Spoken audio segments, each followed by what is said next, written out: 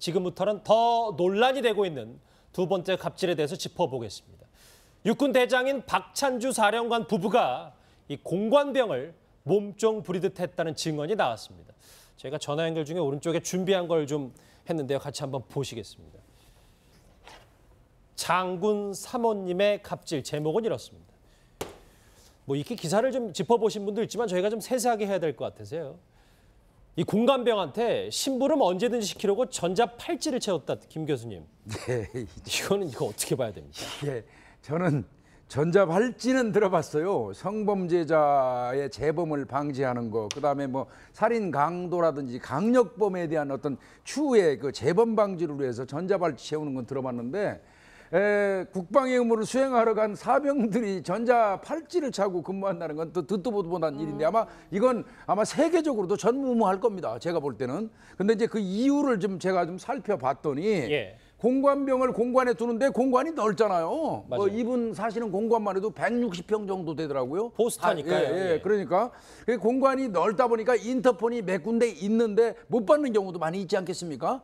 이제 그런 경우를 대비해서 평상시에 전자 팔찌를 채워놓고 필요할 때 심부름 시킬 때, 이제 이를테면 뭐 물 떠와라 뭐 이런 거 등등 시킬 때 아마 전자 팔찌를 작동시키는 모양이에요. 그러면 그 팔찌에 신호가 오면 바로 이제 가서 가까운 인터폰으로 어디로 갈까요 하면 이제 어디로 뭐 가지고 와 이렇게 지시를 받고 했던 것 같은데, 저는 이게 사실이 아니길 바랍니다. 예. 예, 박 변호사님, 저는 그런데 참 문제라고 생각하는 게, 이런 지시를 내린 사람이 박찬주 사령관 본인이 아니라 그 박찬주 사령관의 부인이란 말이에요. 그렇습니다. 군인의 부인도 이런 지시를 내릴 권리가 있는 건가요? 뭐 법적으로 말했을 때는 지휘권이 있는 게 아닙니다. 그렇지만 그렇죠. 우리 간행적으로 사단장의 이제 사모님이라고 표현하는데, 사단장하고 뭐 비슷하게 생각하고, 이건 사령관입니다. 포스타 후방 지역 모든 우리 후방을 다 관리한 이 작전 사령관의 이 부인이 이제 명령을 내렸는데, 공관병 자체가 필요는 한 측면이 있어요. 왜냐하면 사령관, 특히 투스타, 포스타 정도의 사령관은 집이 부대 안에 있습니다. 군사 시설로 돼 있고, 그 안에 어떤 시설 관리라든지 연락을 하기 위해서 공관병을 둘 수 있도록 돼 있고, 공병을 두는 게 이제 일반적인데, 그 공관병은 공적으로 이용을 해야 되는데 그 사령관이 아닌 사령관 부인이 사적으로 이용했기 때문에 이게 문제가 되는 것으로 보입니다. 지금 화면에 보시면 저 박근혜 정부 시절에 저 박찬주 사령관이 저 부인과 함께 임명장을 받는, 그렇죠. 청와대에서 저 화면도 저희가 한번 찾아냈습니다. 오른쪽에 준비한 거 한번 다시 보시죠. 글쎄, 전자 팔찌라는 단어를 저희가 어디까지 해야 될지 모르겠는데 이 부분 더 심각합니다. 장군 사모님의 갑질 두 번째.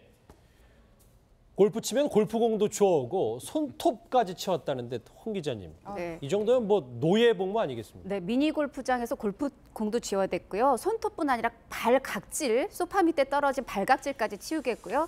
불교 신자인데 기독교, 교회 참석을 강요했고, 특히 이제 음식 만드는 사람한테 네 엄마가 이렇게 가르치더냐. 사실 부모를 운운하는 게 굉장한 모욕 아닙니까? 그렇죠. 이것뿐이 아니라 자식의 영어 일기 숙제를 매일 대신해야 됐고, 또 아들이 뭐 이렇게 집에 찾아오면 바베큐 파티를 열어준다든가 야식은 언제든지 준비된다 했고요. 아침에 이 부부가 일어나기 전에 기상해서 두 사람이 잠이 들어야 잠을 잘 수 있었다고 합니다. 이 수준 되면은 거의 조선시대에 개 있느냐 하면 얘 마님, 얘 나리 하던 거의 그 수준이 아닌가 싶습니다. 사실 뭐 저도 뭐 여기 계신 분들도 군생활 하셨겠지만, 군생활 하다 보면 뭐 불합리한 건 많은데, 과거에는 그 공관병들이 단지 뭐 그 공관 사령관의 자제들 뭐 과외나 아니면 조금의 잔심부름 정도 했지, 저는 저 정도까지 반인권적인지는 전 처음 알았거든요. 예, 김 교수님, 저는 또 참 아찔했다는 생각이 든 게, 이 공간 앞에 텃밭에 감나무를 좀 키웠나 봐요. 네. 그런데 비 오는 날이면 이 나무를 타고 올라가서 감을 따라 이런 지시를 했다는 거예요. 예, 감이 이제 비가 많이 오고 떨어지면 곤란하니까 아마 미리 한 것 같은데, 그거 말고도 여러 개가 있네요. 비 오는 날 곶감 따기, 저기 나오네요. 그다음에 이제 그 아마 관사 내에 그 부대 내에 모과가 많이 열리는 것 같습니다. 모과가 있으니까 그건 한 100개 정도를 따가지고 이제 모과청을 만드는 모양인데, 모과청 만들려면 칼 들고 일일이 작업해야 돼요. 손에 물집이 생길 정도로 일을 했다고 하니까 이건 참 웃기는 거고요. 뭐 집안에 미니 골프장 만들어 놓고 골프공 이제 저 주스로 당기는 그 역할을 했고, 그다음에 이제 식사는 항상 저 부부가 먼저 한 다음에 했다고 그래요. 근데 이게요, 육군 규정에 구체적인 하지 말라고 한 규정이 있습니다. 그 규정 중에 뭐가 있냐면, 어패류나 나물 채취하는 거 시키지 말라고 돼 있어요. 예, 그다음에 두 번째가 수석이나 괴목 같은 거, 괴목 있지 않습니까? 아니, 군 훈령에 예. 그런 게 있습니다. 아 이거 그 사적 지시로 그 사적 지시 이 금지 조항이 있어요. 이게 뭐 저도 이제 군대 생활하면 그리고 가축 사용 못하도록 돼 있어요. 그리고 영농 활동 못하게 이거 사적 지시 금지 아주 구체적으로 사례까지 이렇게 해서 보낸 거거든요. 제가 지금 말씀드린 내용이 예전에 만연됐던 것들이에요. 괴석 만들어라, 뭐 깎아서 뭐 수석 만들어라 이거 하다 보니까 이거 못하게 아주 구체적으로 이런 지시까지 떨어졌어요. 그런 건 사실 암암리에 좀 있긴 있었어요. 많이 군대 생활할 때 있으셨죠. 그렇죠. 예. 그래서 사실은요. 공관병을 그 어떤 부인이 하는 거든지 뭐 마찬가지예요. 사적인 일을 시키지 말라는 거는 판례로도 형성이 됐습니다. 1986년도에 여우고개 사건이 있어요. 대법원 판례입니다. 이게 그 중대장 부인이 그 관사에서 한 1.5km 정도 떨어진 곳에 그 외출을 했다가 비가 오니까 그 공관병한테 우산 갖고 오라고 그랬어요. 그 우산 들고 공관병이 1.5km를 나가는 바람에 그 부대 이탈이 돼가지고 문제된 적이 있었습니다. 이때 업무 영역 밖인데 사적인 어떤 심부름 시켰다는 판례가 형성됐어요. 그러니까 이 공관병이 사적인 일을 안 하는 거는 지극히 자기 업무가 아닌 거예요. 군에 자식을 둔 지금 부모님들 입장에서는 저희 지금 이 이슈, 이 사건을 어떻게 바라볼지 그렇죠. 참 예. 암담합니다. 같이 한번 보실게요. 뭐 여기까지도 말도 안 되는 저는 사실 여기서 좀 이건 진짜 말도 안 된다고 생각했던 게 글쎄 군대도 종교 자유가 확실히 그렇죠. 보장되니까 네. 불교 신자에게 교회 가라고 강요했다는데 박지훈 변호사님. 예. 이건 감시 의도 정도 아니겠습니까? 글쎄요, 이제 종교의 자유 중에는 무종교의 자유가 있습니다. 믿고 싶지 않은 사람한테 억지로 종교를 강요할 수도 없고요.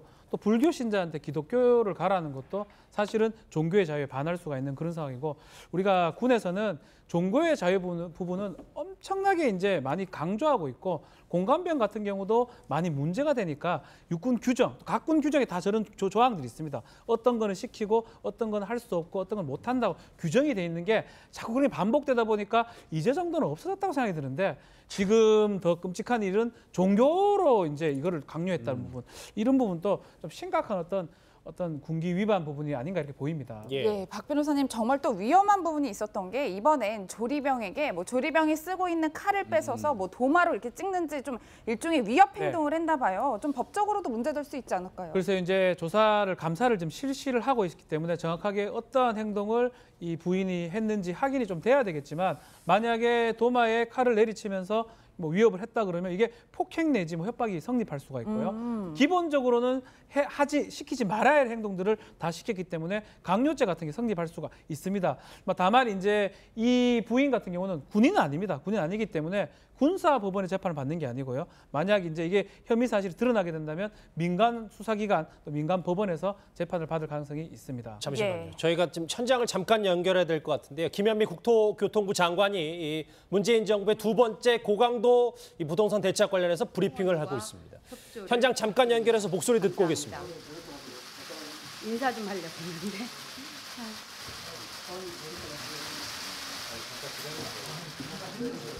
네, 지금부터 질의응답 시간을 갖도록 하겠습니다. 오전에 에펙 브리핑이 있었던 관계로 양해해 주신다면 질문은 3개만 받고 추가적인 질문에 대한 답변은 실무자들이 브리핑 이후에 이어가는 것으로 하겠습니다. 질의가 있으신 분께는 손을 드시고 소속과 성명을 밝히신 후 어느 분에게 질의하실지 말씀하여 주시기 바랍니다. 질문 있으신 분. 네, 저 조선일보 이미지 기자라고 합니다. 장관님께 여쭤볼게요. 그 사전 브리핑에서도 그렇고 과열지구나 투기지역의 요건을 갖추고도 지정되지 않은 곳이 있다는 얘기가 나왔었고요. 또 추후 계속 말씀하신 게 시장의 안정화 정도를 보고 추가 지정이나 해제를 검토하겠다고 했는데, 사실상 지금 느낌에는 국토부의 판단에 따라 이 안정화나 뭐 과열이라고 한 기준이 굉장히 주관적으로 바뀌는 것 같습니다.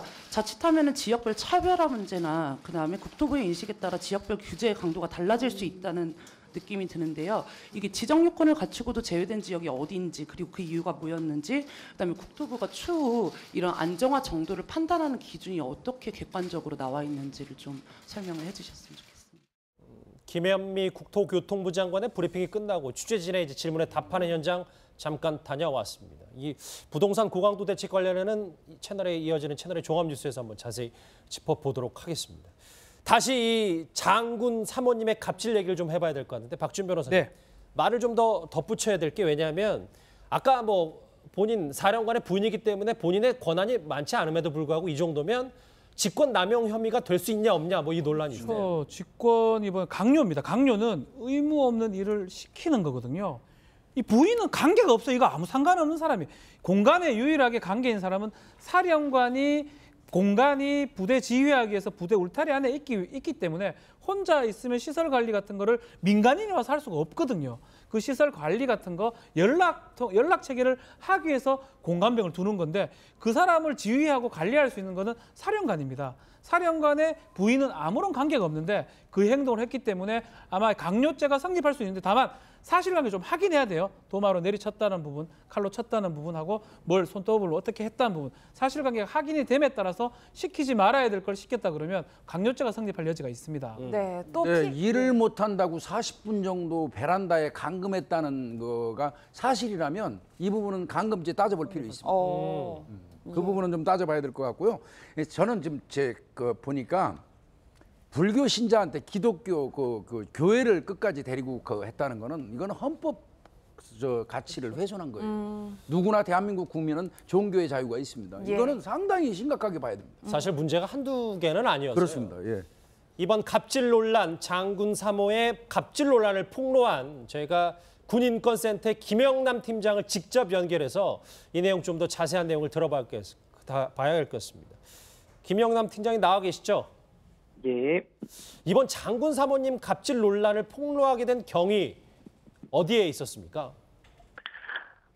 저희는 실제 제보를 받아서 예. 내용들을 확인을 했고 제보자들이 복수로 있었기 때문에 여러 이 제보 내용들이 서로 맞다는 것을 좀 확인을 했고 겹치는 것들이 있어서 신빙할 수 있다라고 판단을 해서 폭로하게 되었습니다. 예. 팀장님은 지금 뭐 현재 피해 병사들의 상태가 어떤지도 궁금하고 좀 저희가 접촉을 해보려고 했더니 좀 꺼리는 것 같은데 왜 이렇게 좀 적극적으로 나서지 않는 이유가 따로 있을까요?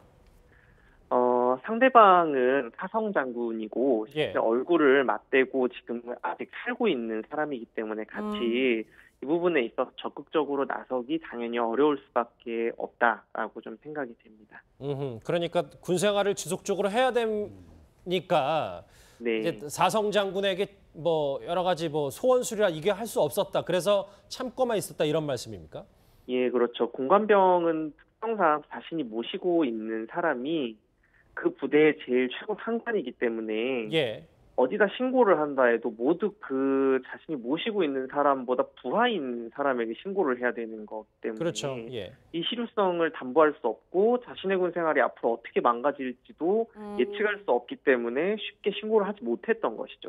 예. 뭐 어쨌든 현재 박찬주 사령관 전역 신청서를 제출한 것으로 알려지고 있는데 뭐 이 정도로 문제가 일단락됐다고 보시나요? 아니면 좀 더 법적인 처벌을 받아야 한다라고 보시나요? 저희는 이 형사처벌까지 받아야 된다라고 생각하고 있는데요. 형사처벌이요?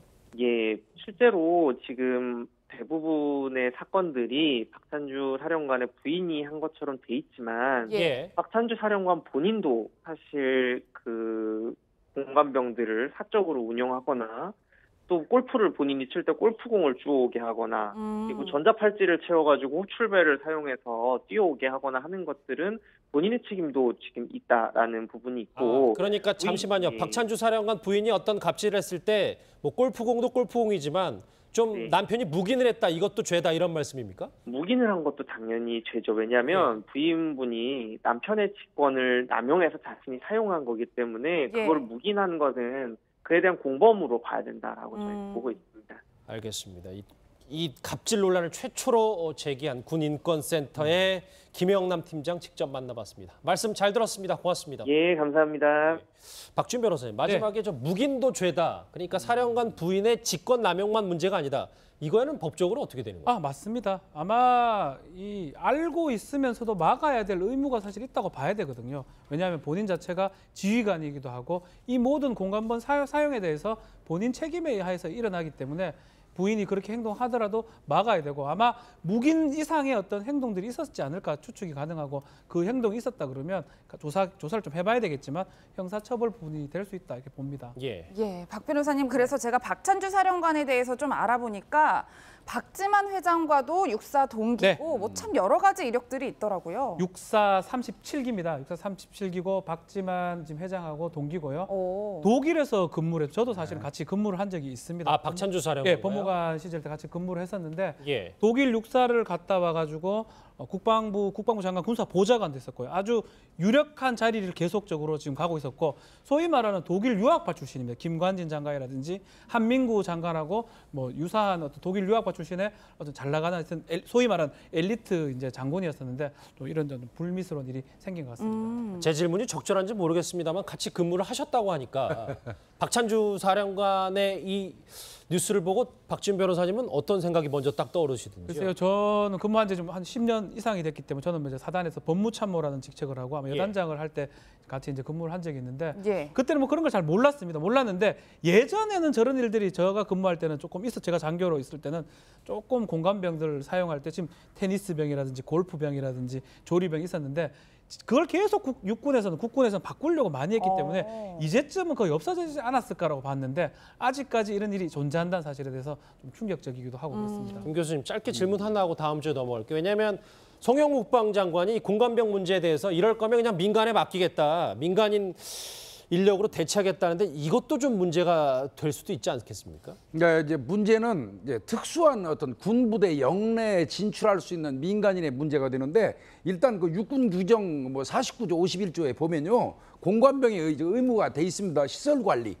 그다음 이제 두 번째가 지휘 통제실과의 연락 유지. 그다음 세 번째가 이제 식사 준비 뭐 기타 이제 어떤 공적 임무라고 하는데 이 임무가 과연 그 민간인으로 대처가 가능할 것인가? 그렇죠. 요거는 좀 따져볼 필요가 있을 것 같습니다.